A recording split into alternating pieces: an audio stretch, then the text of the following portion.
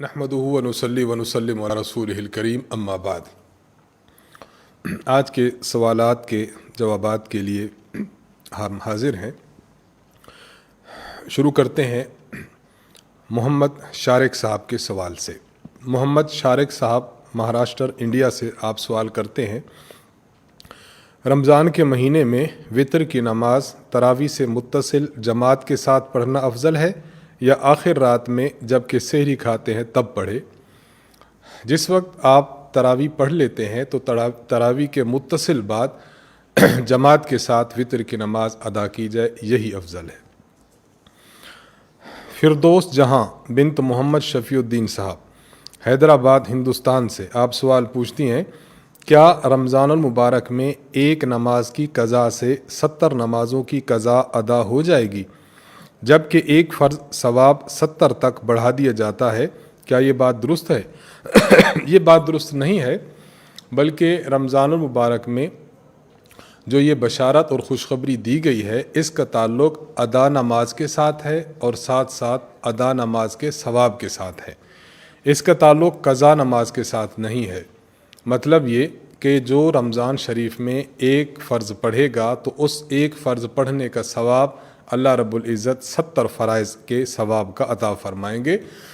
इसका ये मतलब है, इसका ये मतलब नहीं है कि गुज़िश्ता ज़िंदगी के 70 फ़राइज़ अगर उसने अदा नहीं किए तो इस एक फ़र्ज़ की वजह से वो 70 फ़राइज़ अदा हो जाएं। इसका ताल्लुक़ साबिक़ा फ़राइज़ के साथ नहीं है, इसको अच्छी तरह समझना चाहिए।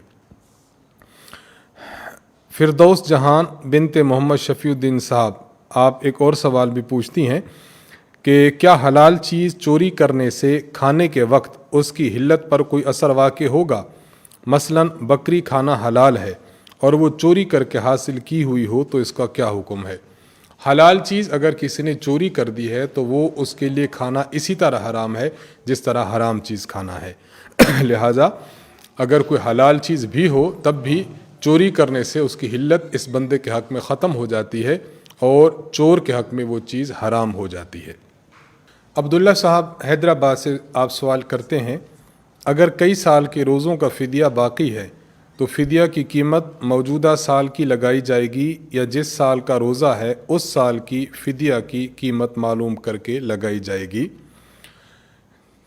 जिस वक्त आप फ़िदिया अदा कर रहे हैं तो उस वक्त मार्केट में जो 2 किलो गंदम के एतबार से अगर आपने फ़िदिया देना है तो 2 किलो गंदम की जो कीमत मार्केट में उस वक्त चल रही होगी उस वक्त के हिसाब से आपने फ़िदिया की रकम अदा करनी है। मसलन एक बंदे ने सन 2000 में रोज़े छोड़े थे, उनका फ़िदिया देना है और वो दे रहा है आज 2020 में। सन 2000 में अगर 2 किलो गंदम का जो मार्केट वैल्यू है अगर वो थी मिसाल के तौर पर 60 रुपये, आज के दौर में हम देखते हैं कि वो है 120 रुपये। तो आज के दौर के एतबार से हमने चूँकि फ़िदिया आज देना है इसलिए फ़िदिया की रकम की कीमत आज के दौर के एतबार से लगाई जाएगी, यानी 120 रुपये। और यहाँ इस बात की वजाहत ज़रूरी है कि अगर किसी बंदे में रोज़ा रखने की ताकत हो तो फिर उसके लिए फ़िदिया देना जायज़ नहीं है। हाँ, अगर रोज़ा रखने से बिल्कुल आजिज़ आ जाए कि रोज़ा रख ही नहीं सकता तब उसके लिए ये हुक्म है कि वो फ़िदिया अदा करे, इसके अलावा फ़िदिया अदा करना जायज़ नहीं होगा। अब्दुल्ला हैदराबाद इंडिया से ही सवाल करते हैं, अगर किसी के यहाँ ज़कात वाजिब हो यानी साल गुज़र गया हो और वो शख्स ज़कात अदा न करे और जिस माल पर ज़कात वाजिब थी वो माल खर्च में आ जाए तो क्या अब इस शख्स पर तयशुदा ज़कात का वजूब बेहाल ही बाकी रहता है या ज़कात साकित हो जाती है? इसलिए कि मालूमात के मुताबिक ज़कात की अदायगी अम्र गैर मुक़य्यदुल वक्त है। इस बात की वजाहत फरमा दें। सवाल का ख़ुलासा ये निकलता है कि एक बंदे के ज़िम्मा ज़कात अदा करना थी, उसने ज़कात अदा नहीं की लेकिन उसका माल उससे खर्च हो गया। आया कि ये शख्स अब इस माल की ज़कात इसके ज़िम्मा बाकी है या नहीं? आइंदा ज़िंदगी में अगर इसके पास पैसे आ जाएं तो जितनी ज़कात इसके ज़िम्मा वाजिब थी ये अदा करना इसके ज़िम्मा है या नहीं? اس کا جواب یہ ہے کہ اگر کسی کے پاس رقم موجود تھی زکوٰۃ کے نصاب کے برابر، اس پر سال گزر گیا، سال گزرنے کے بعد اگر مال خرچ ہو جاتا ہے اور وہ زکوٰۃ ادا نہیں کرتا تو یہ زکوٰۃ ادا کرنا اس کے ذمہ رہے گا۔ جس وقت بھی اس کے پاس مال آئے گا تو یہ بندہ اس مال میں سے اپنی مقررہ زکوٰۃ ادا کر دے گا۔ کفیل اطہر قاسمی صاحب نے سیوہارا انڈیا سے سوال کیا ہے، لکھتے ہیں کہ میں نے سوال لکھا تھا کہ کان میں تیل ڈالنا کیسا ہے؟ نور الایضاح، کتاب المسائل اور فقہ کی کچھ کتب میں لکھا ہے کہ روزہ فاسد ہو جائے گا، قضا لازم ہوگی، کفارہ نہیں ہوگا، اور آپ کی طرف سے جواب دیا گیا کہ کان میں تیل ڈالنے سے کچھ نہیں ہوگا۔ اس سوال کا اطمینان بخش وضاحت فرما کر عند اللہ ماجور ہوں۔ بات یہ ہے کہ کان میں دوا ڈالنے سے یا تیل ڈالنے سے روزہ ٹوٹتا ہے یا نہیں ٹوٹتا، اس کی بنیاد اور مدار اس بات پر ہے کہ کان اور گلے کے درمیان منفذ اصلی، جسے فقہا کی اصطلاح میں کہتے ہیں کہ اصلی راستہ ہے یا نہیں، یعنی کان اور گلے کے درمیان راستہ ایسا ہو جس کے ذریعے سے دوائی ڈالی جائے، تیل ڈالا جائے تو وہ اس صحیح اور سیدھے راستے سے حلق تک آ جائے۔ ہمارے قدیم علماء کی تحقیق یہ تھی کہ کان اور گلے کے درمیان منفذ اصلی یعنی حقیقی راستہ موجود ہے کہ اگر دوائی ڈالی جائے، کوئی تیل ڈالا جائے تو وہ ڈائریکٹلی انسان کے گلے میں آ جاتا ہے، جس طرح منہ کے ذریعے کوئی چیز اندر لے جائے تو وہ گلے میں جاتی ہے۔ تو ہمارے قدیم علماء کی تحقیق یہ تھی، اس لیے وہ روزہ کے ٹوٹنے کے قائل تھے۔ آج کل جدید تحقیق یہ آ چکی ہے کہ کان اور گلے کے درمیان منفذ اصلی یعنی اصلی اور حقیقی راستہ نہیں ہے، بلکہ اگر کوئی دوائی یا تیل ڈالا جائے تو مسامات کے ذریعے اس کا اثر حلق تک آتا ہے۔ اس لیے آج کے علماء کی تحقیق یہ ہے کہ روزہ نہیں ٹوٹتا۔ باقی چونکہ یہ مسئلہ ایسا ہے جسے مسئلہ اجتہادی کہتے ہیں کہ دونوں طرف آراء اور تحقیقات موجود ہیں اہل حق ہی کی، اس لیے جس جہت پر بھی آپ کا دلی اطمینان ہو آپ اس پر عمل فرما لیں۔ جن حضرات کو ان علماء کی تحقیق پر قدر اعتماد ہے کہ جو روزہ ٹوٹنے کے قائل ہیں تو وہ قضا رکھ لیا کریں، اور جن کو ان لوگوں کی اور ان علماء کی تحقیق پر اعتماد ہے کہ جو اس بات کے قائل ہیں کہ روزہ نہیں ٹوٹتا کیونکہ کان سے حلق تک دوا یا تیل مسامات کے ذریعے پہنچتا ہے، تو وہ ان کی تحقیق پر عمل کر لیں۔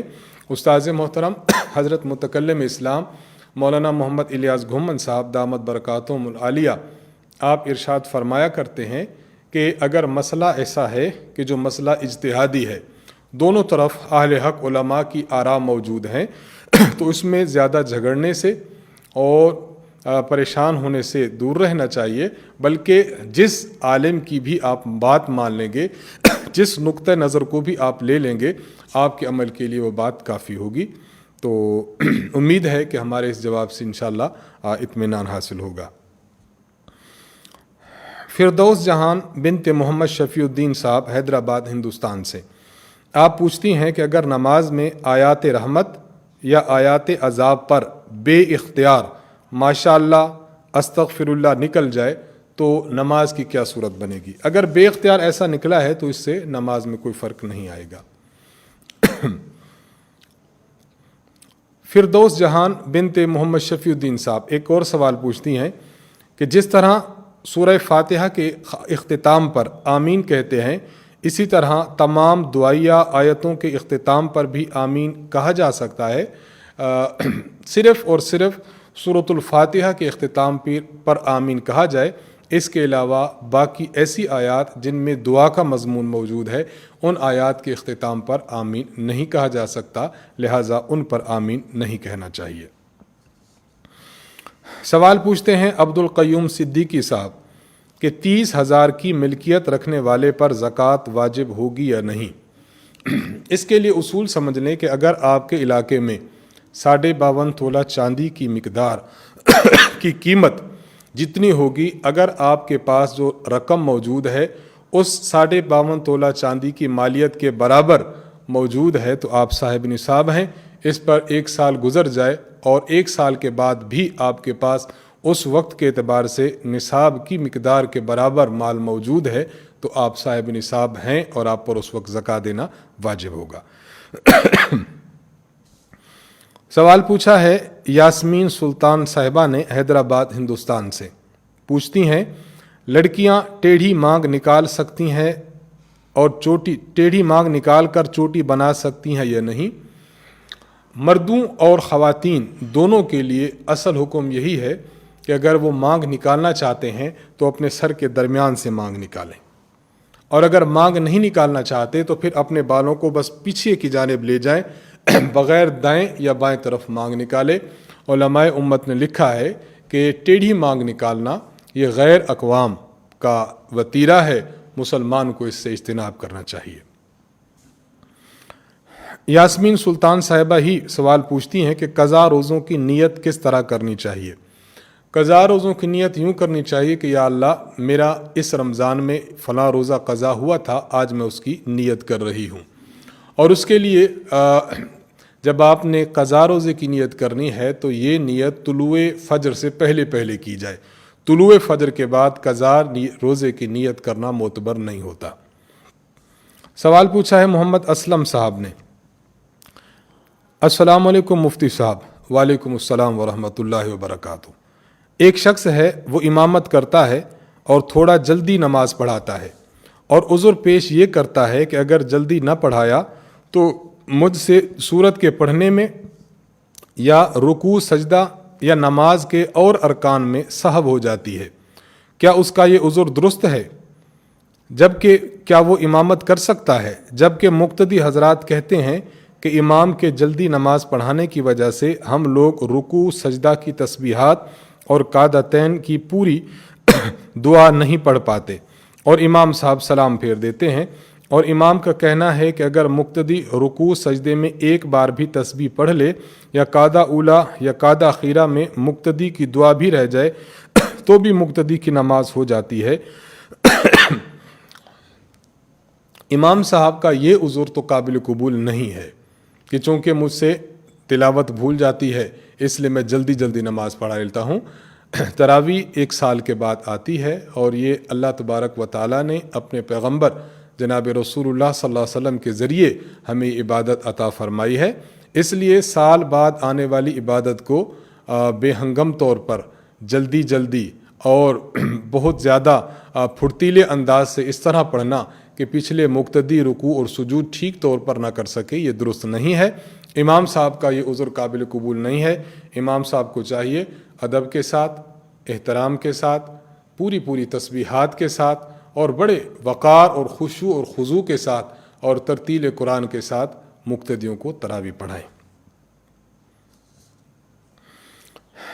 سوال پوچھا ہے محمد رستم پرویز صاحب حیدرآباد انڈیا سے، آپ پوچھتے ہیں کہ ایک طالب علم ہے جس نے تعلیمی سال کے بیچ کی چھٹی میں کچھ دنوں کام کر کے اتنی کمائی کر لی ہے کہ اس پر زکوٰۃ واجب ہو سکتی ہے، مگر اس کے گھر کا دستور یہ ہے کہ اولاد پیسے کما کر ساری کمائی اپنے والد کے سپرد کر دیتے ہیں۔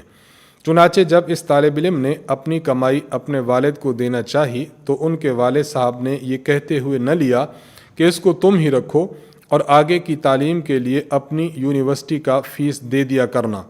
طالب علم پہلے پورا تعلیمی خرچہ اپنے گھر سے لیا کرتا تھا۔ اب سوال یہ ہے کہ کیا یہاں باپ کی طرف سے بیٹے کو مالک بنانا ثابت ہوگا یا نہیں، جبکہ اس طالب علم سے پیسے فیس کی وجہ سے نہیں لیے گئے ہیں، اور کیا اس طالب علم پر زکوٰۃ واجب ہوگی یا نہیں؟ جی ہاں، یہ والد صاحب کی طرف سے آپ کو مالک بنانا شمار ہوگا، اگر آپ پھر بھی صاحب نصاب بنتے ہیں تو پھر آپ پر زکوٰۃ واجب ہوگی۔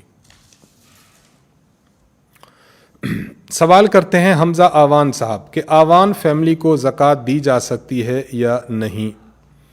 آوان فیملی کے متعلق بعض حضرات کی رائے یہ ہے، یعنی خود آوان برادری کے بعد احباب کی رائے یہ ہوتی ہے کہ ہم حضرت علی رضی اللہ تعالیٰ عنہ کی طرف منسوب ہیں، ان کی باندی حنفیہ کے بیٹے محمد ابن الحنفیہ کی طرف سے۔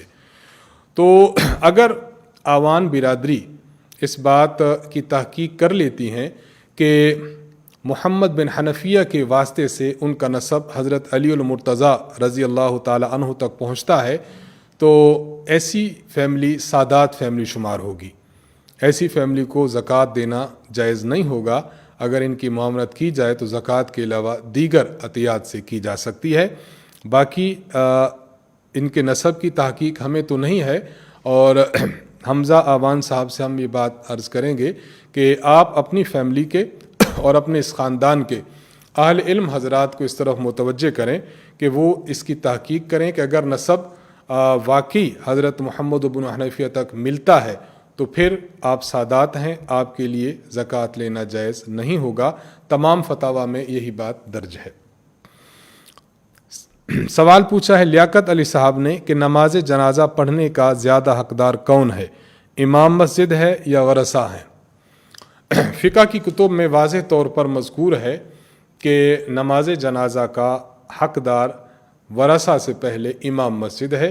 امام مسجد پڑھائے، اس کے بعد اگر وہ نہ ہو تو پھر وارثوں میں سے کوئی پڑھا سکتا ہے. اگر دو مرد باجماعت نماز پڑھنا چاہیں تو مقتدی امام کے دائیں جانب تھوڑا سا پیچھے کھڑا ہوگا، اور اگر کچھ عورتیں بھی ہوں تو اس صورت میں مقتدی کہاں کھڑا ہوگا، امام کے پیچھے یا امام کے دائیں جانب؟ سوال یہ کیا ہے صوبہ اتر پردیش انڈیا سے ابو زرعہ معروفی صاحب نے. اگر مرد مقتدی ایک ہی ہے تو امام کے دائیں جانب بھی کھڑا ہوگا اور باقی خواتین پچھلی صف میں کھڑی ہو جائیں گی. اس طرح سے صف بندی کی جا سکتی ہے. سوال پوچھا ہے، سائل نے نام نہیں لکھا. السلام علیکم ورحمۃ اللہ وبرکاتہ. وعلیکم السلام ورحمۃ اللہ وبرکاتہ. سوال یہ ہے کہ اکثر وضو یا غسل کے بعد زبان کی تری اور بڑھ جاتی ہے، کیا اس کو حلق میں لینے سے روزہ پر کوئی اثر پڑتا ہے؟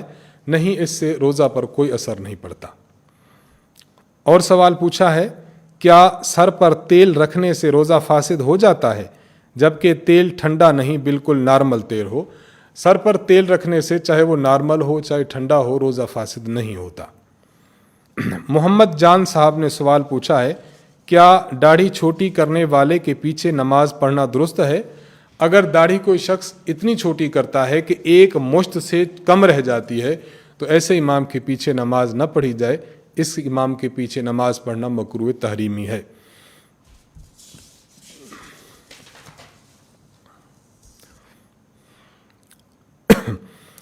سائل نے سوال پوچھا ہے کہ ایک صاحب نے اپنی بیوی کو کہا کہ اگر تو نے اپنی سگی بہن سے بات کی تو تجھے 3 طلاق ہوں گی. اب مرد بات کرنے کی اجازت دینا چاہتا ہے تو کیا مرد کی اجازت سے بات کرے تو طلاق واقع نہ ہوگی؟ رہنمائی فرما دیں. خامند اجازت دے بھی دے تب بھی عورت کے اپنی بہن سے بات کرنے سے طلاق واقع ہو جائے گی. یہ تعلیق طلاق ہے، اور تعلیق جب بندہ کسی کام پر کسی بات کو معلق کرتا ہے تو معلق کرنے سے وہ بات اس پر معلق ہو جاتی ہے. اب اس بندے کو واپس لینے کا اختیار نہیں ہوتا. اگر یہ عورت اپنی بہن سے بات کرے گی تو پھر اسے 3 طلاق واقع ہو جائے گی. البتہ اس سے بچنے کا ایک شرعی طریقہ جو علماء نے لکھا ہے وہ میں عرض کر دیتا ہوں. اس کو مزید آپ کسی اپنے قریبی دارالفتاء سے بھی سمجھ لیجئے گا. اگر کوئی ایسی صورتحال پیدا ہو جائے کہ خاوند نے کسی کام پر ایک چیز کو معلق کر دیا، اگر یہ کرو گی تو 3 طلاق. اب عورت اس سے بچنا چاہتی ہے تو اس کا طریقہ فقہا نے یہ لکھا ہے کہ خاوند اپنی اس بیوی کو 1 طلاق بائن دے دے. طلاق بائن کا مطلب یہ ہے کہ طلاق کے الفاظ دے دے اور اس کے ساتھ طلاق کی کوئی سخت صفت اس کے ساتھ لگا دے. یعنی تمہیں لمبی چوڑی طلاق، تمہیں پکی طلاق، یا اس طرح کے الفاظ ہے کہ لفظ فارغ اس کو کہہ دے یا کنائی الفاظ بول دے. بہرحال اپنی بیوی کو وہ طلاق بائن دے دے. طلاق بائن دینے کے بعد اس عورت کی عدت گزرنے دے. جب عورت کی عدت گزر جائے گی تو اب یہ عورت اپنے خاوند کے نکاح سے نکل جائے گی. اب یہ عورت اپنی بہن کے ساتھ بات کر لے. جب بات کرے گی تو اب خاوند کی قسم پوری ہو جائے گی، لیکن طلاق نہیں پڑے گی، کیونکہ طلاق پڑھنے کے لیے ضروری ہے کہ وہ بیوی خاوند کی نکاح میں ہو. اب بیوی خاوند کے نکاح میں تو نہیں ہے تو طلاق واقع نہ ہوگی. جب اس سے بول لے گی اب یہ خاوند اس بیوی کے ساتھ دوبارہ نکاح کر لے. یوں یہ آئندہ اس کے ساتھ بول بھی سکے گی بہن کے ساتھ, اور خاوند کو صرف پیچھے 2 طلاقوں کا اختیار باقی رہے گا. یہ مسئلہ بڑا نازک ہے, اس لیے دارالفتاء سے بار بار اس کو سمجھ کر پھر اگر عمل کرنا چاہیں تو کر لیں. سوال پوچھا ہے عبید اللہ صاحب نے, مفتی صاحب اگر روزہ کی حالت میں غسل کرتے ہوئے ناک میں پانی چلا جائے اور حلق میں بھی محسوس ہو تو اس کا کیا حکم ہے؟ اس کا حکم یہ ہے کہ آپ کا روزہ ٹوٹ گیا, آپ ایک روزے کی قضا کر لیں. عائش خان سوال پوچھتے ہیں کہ جو پلاٹ صرف پیسہ محفوظ کرنے کے لیے خریدا جائے کہ ہمارا پیسہ محفوظ رہے گا, ایسے پلاٹ پر حج فرض ہوتا ہے؟ جی ہاں, اس پر حج فرض ہوگا کیونکہ وہ آپ کی ملکیت میں ہے. محمد محفوظ صاحب کراچی سے سوال پوچھتے ہیں, اگر کسی کام کے لیے رقم جمع کی ہو تو اس پر زکوٰۃ واجب ہوگی؟ جی ہاں, واجب ہوگی. محسن علی صاحب آپ سوال پوچھتے ہیں, اگر کوئی شخص روزے کی حالت میں بھولے سے جمع کر بیٹھے تو کیا روزہ ٹوٹ جائے گا؟ اگر ٹوٹ گیا تو کیا قضا کافی ہے یا کفارہ بھی واجب ہے؟ اگر کسی نے بھولے سے جمع کر لیا ہے تو اس سے روزہ نہیں ٹوٹتا, نہ ہی اس پر قضا واجب ہوتی ہے. وسیم احمد انڈیا سے آپ سوال پوچھتے ہیں, کیا پرفیوم لگا کر نماز پڑھ سکتے ہیں؟ جی ہاں, پرفیوم لگا کر نماز پڑھی جا سکتی ہے. وسیم احمد انڈیا سے دوسرا سوال پوچھتے ہیں, اگر نماز کی حالت میں وضو ٹوٹ جائے تو کیا کرنا چاہیے؟ بہتر تو یہ ہے کہ اگر نماز کی حالت میں وضو ٹوٹ جائے اپنی نماز کو چھوڑیں, وضو کریں اور دوبارہ آ کر اثر نو نماز پڑھیں, دوبارہ سے نماز پڑھیں. اور اگر آپ ایسا کرنا چاہیں کہ جہاں سے آپ نے نماز آپ کی ٹوٹی تھی, اگر آپ چاہیں تو آپ وہیں سے بھی اپنی نماز آ کر سٹارٹ کر سکتے ہیں, کیونکہ مسئلہ بہت پیچیدہ ہے. اس لیے اس کی تمام تر تفصیلات کے لیے آپ حضرت اقدس حضرت مولانا اشرف علی تھانوی رحمہ اللہ کی کتاب بہشتی گوہر کا مطالعہ فرما دیں. اس مقام پر تفصیل کے ساتھ انہوں نے تمام جزیات کو لکھا ہے. اللہ تعالیٰ سے دعا ہے کہ اللہ تعالیٰ ہم سب کو دین متین کی سمجھ عطا فرمائے. وآخر دعوانا ان الحمد للہ رب العالمین.